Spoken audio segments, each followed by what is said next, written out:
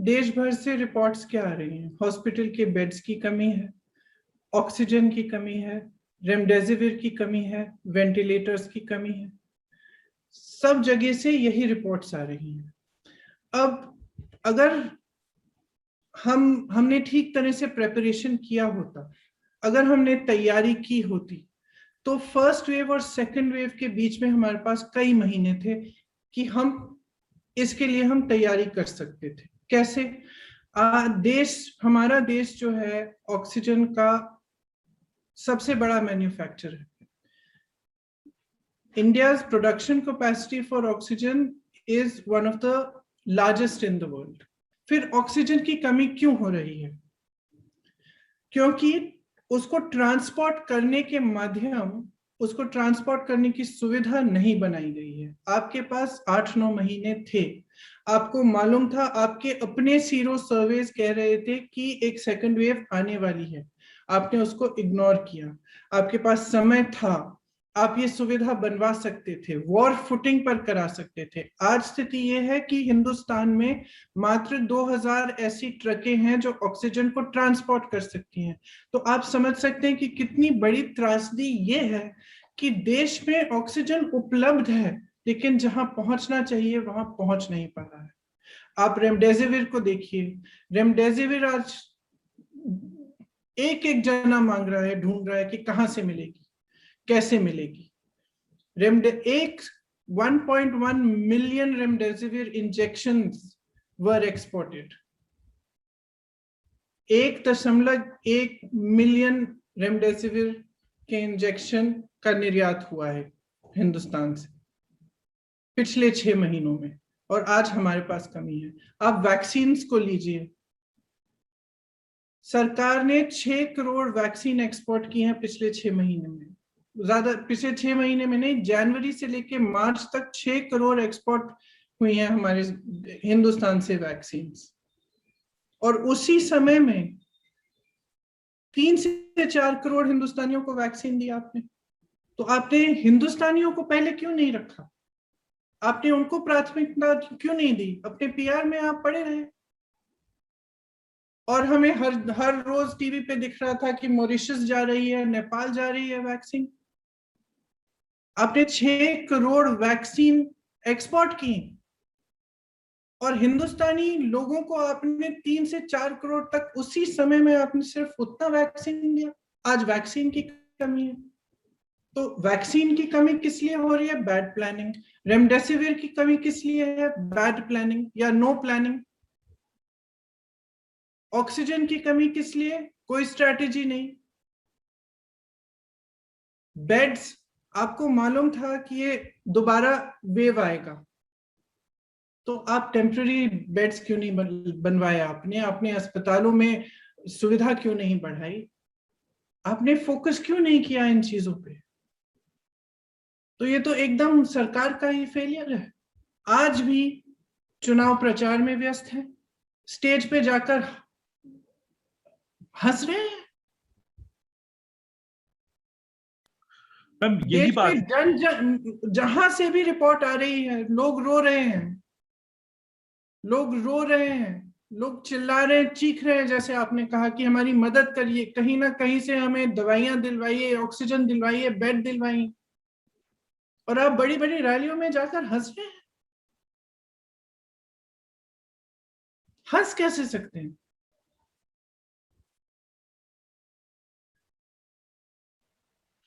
Ma'am यही मेरा सवाल है कि चुनावी रैलियों को क्यों नहीं कोरोना छू रहा है, या उन राज्यों में कैसे कह सकते हैं कि नहीं छू रहा है?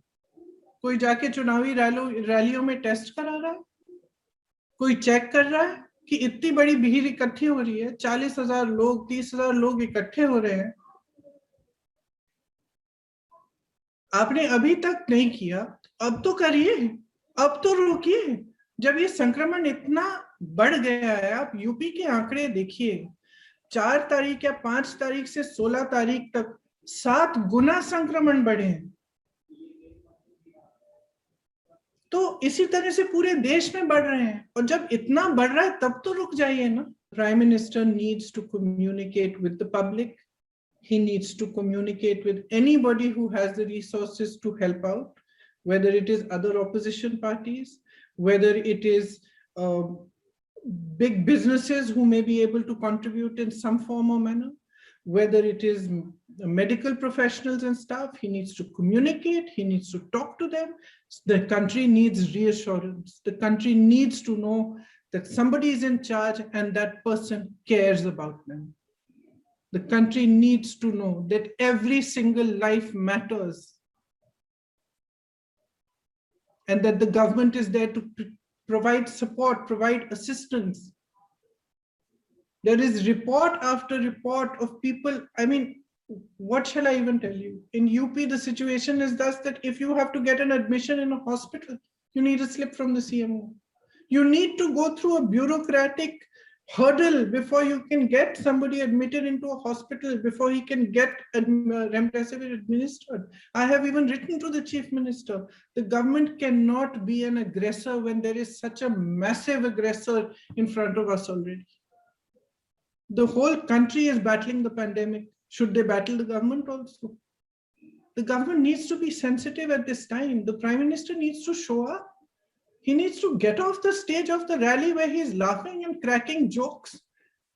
He needs to get off and he needs to come here and sit in front of people and talk to them and tell them what he is doing. How is he going to save lives? There is a huge crisis in our country. And I'm sorry, but if you cannot see it and you're going to be blind and you're going to try to hide facts and you're going to do everything in your power to pretend it's not happening, then something's very, very wrong. तैयारियों को कैसे देखती हैं आप उत्तर प्रदेश सरकार की और उनके दावों को कैसे देखती हैं? तो वो कह रहे हैं कि हम लोग टेस्टिंग बढ़ा रहे हैं, पूरी तरीके से सरकार मुस्तैद है। उनके दावों के बारे में तो कम ही बोला जाए, क्योंकि उन्हीं का जो सीरो सर्वे है उसके मुताबिक, जो अक्टूबर नवंबर के समय का सीरो सर्वे है, उसके मुताबिक 5 करोड़ लोगों को तकरीबन उन्होंने कहा था 5 करोड़ लोग कांटेक्ट आए हैं, इस वायरस के कांटेक्ट में आए हैं उस समय। और उन्होंने रिकमेंडेशन दिया था कि टेस्टिंग आप एकदम रैंप अप कर लीजिए, ज्यादा से ज्यादा बढ़ा दीजिए। सरकार, यूपी सरकार ने क्या किया? यूपी सरकार ने 70% एंटीजन टेस्टिंग शुरू की। मतलब है कि जो एक्चुअल टेस्ट है, जो आरटीपीसीआर का टेस्ट है, वो सिर्फ 30% हो रहा है आज यूपी में। उस समय उन्होंने क्यों नहीं बढ़ाया? उसको बढ़ाने के बजाय एंटीजन टेस्ट क्यों शुरू किया? अपने आंकड़ों को कम करने के लिए।